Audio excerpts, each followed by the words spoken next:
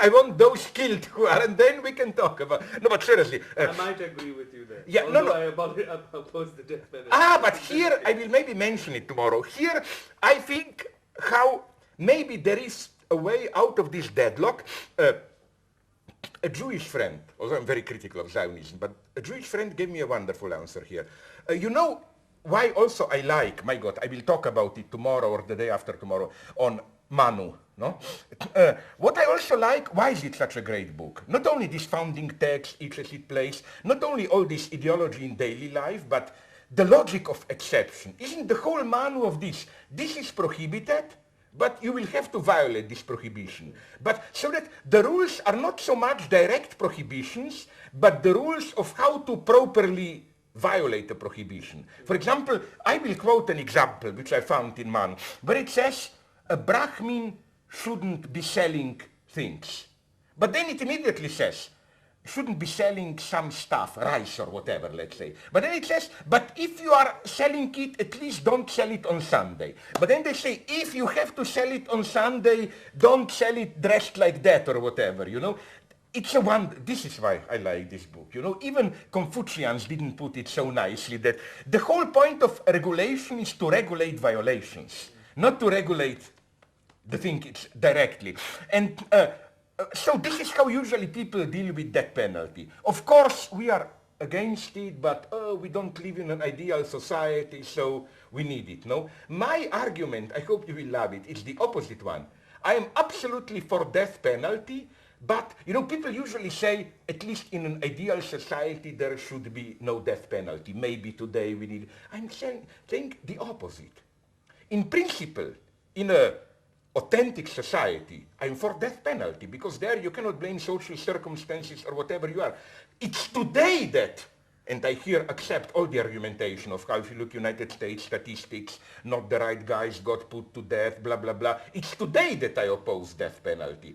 And this would be then my answer, not this Manu logic, high principle, but you always find the opposite. Namely, my Jewish friend told me that there are some rabbis who say, you know, when God says, God orders death penalty. Right. But the idea is to accept it, of course, how can God be wrong? But then to find for every concrete example that it doesn't fit the death, because they put it, no, they say, in principle I'm for death penalty, but sorry, in every concrete example I will prove you the opposite and so on. No? This is the game I like playing. It's much more refined. You want death penalty? Okay, but show me whom do we kill? That poor Dalit who out of despair had to steal or whatever, you know, whatever then, whichever example you will give it to me, I will prove you wrong. So it's not simply the symmetrical thing. So again, I'm just glad to do these things here, with your stuff. So, but again, back to this. Yes, this is what I also call the politics of fear, and this is what shocks me so much. How today, at least in the West, we are. This is called the end of utopia. We are no longer able to produce a positive vision. You have this technocratic efficiency. Everything. If you want anything more, to mobilize people more, it has to be based on fear. Right. And it's interesting here how left and right up to a point agree. You can have these rightist fears, you can have immigrants, whatever, homosexuals, moral decay, you can have leftist fears, ecology, rich capital, but we are all more and more determined by fear is the only thing which mobilizes us. So if we were to think of resources for a different metaphor or vision of politics today, not of fear, where would we get that from? Or is that possible at all? No, first I do have, here there is even a very nice, I debated a lot privately, now we will write about it with Badiou. One thing where Lacan should be theoretically correct, you know, Lacan follows Freud when he says that the only emotion which doesn't cheat is anxiety. The idea is with all others. Love can be a mask of hatred, whatever, it's all blah blah, not anxiety. Anxiety, you encounter the real. One should add enthusiasm. It's a very nice trick. That enthusiasm, because already in Kant, when he has that famous enthusiasm French Revolution, he hinted that enthusiasm is where you touch as in the sublime, where you touch the nominal, the thing in itself. And I think also in politics, I think that enthusiasm cannot cheat. Now you will tell me, what about enthusiasm of racists, of Nazis? No, it's not enthusiasm. You can prove it clearly. It doesn't have, even if it appears to be enthusiasm is not fanaticism. Don't mix them. How do you differentiate? By its inherent structure, because my reproach to Nazism is again that it's based on fear. It's negative.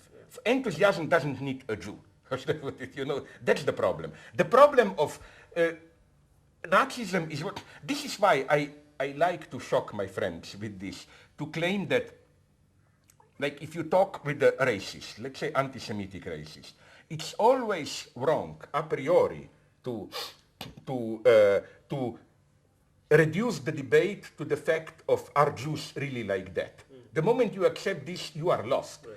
Because let's say you try to convince a Nazi that, but Jews are not what you are saying. It will not affect, because the problem is not what are the Jews. Here the correlation is negative. Like statistics has demonstrated, it's very funny, you know, that anti-Semitism in Nazi Germany was the strongest in the places where there were no Jews. Right. The more there were Jews, the lower was anti-Semitism. Which is the same case here. The anti-Islamic figures are usually in the provinces where there are but you did something ingenious, I think. I love this.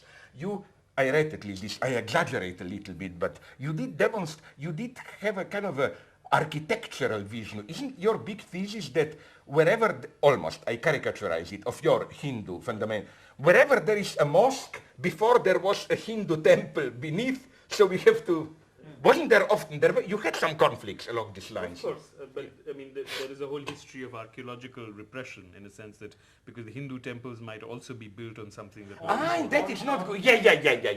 That's a wonderful topic. Wonderful, Berg. The Buddhist claim is that the first ever monuments built here in terms of... were Buddhist. And then the Hindu temples come up. So what about some early Veda or whatever? Wasn't there something They were not a building culture. They were not a building culture. Buddhism was the first building culture. So the thing to do then is to do a Buddhist Islamic coalition. Yes. Let's first destroy the Hindus and then we start fighting. That's the real fight, you know. And then in a strange, maybe this would be typical Indian dialectic, in that truly crazy struggle between Buddhists and Muslims, Hindu can come back again as a conciliatory one, you know. With that, as you told me, there is place for everyone with us, not that come and join. No, sorry, but, let's go Coming here. back to this question of enthusiasm, how would we then differentiate enthusiasm from the almost tyranny of happiness that also capitalism... Oh, but here I am very clear. And because happiness is precisely utilitarian empirical in this Kantian sense pathological category, which is why in my other book, you may know it, that Welcome to the Desert of the Real, I even claim that happiness is a reactionary category, basically. You remember that funny example, but I believe in it, that I give like, what are the conditions for people to be happy? And I enumerate 3-4 conditions. Okay, not personal happiness, but happiness in a society. First, people must live relatively well, not too well. For example, I give the example of late communist societies where you had meat, bread all the time, but maybe once a month not. So that it reminds you how happy you have to have food all the other days. If you have it all the time, you get used to it, you are not happy. Second thing, there shouldn't be a democracy. Even if it is a democracy, it shouldn't be taken seriously. Because democracy, if you take it seriously, you feel too responsible, you cannot be happy. You must have someone out there on whom you put all the blame. And then third condition of happiness, I claim, there should be another country, a paradise, which is at a proper distance. It shouldn't be too far away, because then it doesn't arise your imagination, but it shouldn't be too close, because then you see it's really the same shit. No? And my idea is that in a country like Czechoslovakia in the 70s, 80s, this most decadently late communist, people were probably happy. Life was relatively good. You had communists to blame for everything. You have Germany as the country which was close enough. You could see the TV, but still inaccessible, so you could dream, oh my God, if I only were to.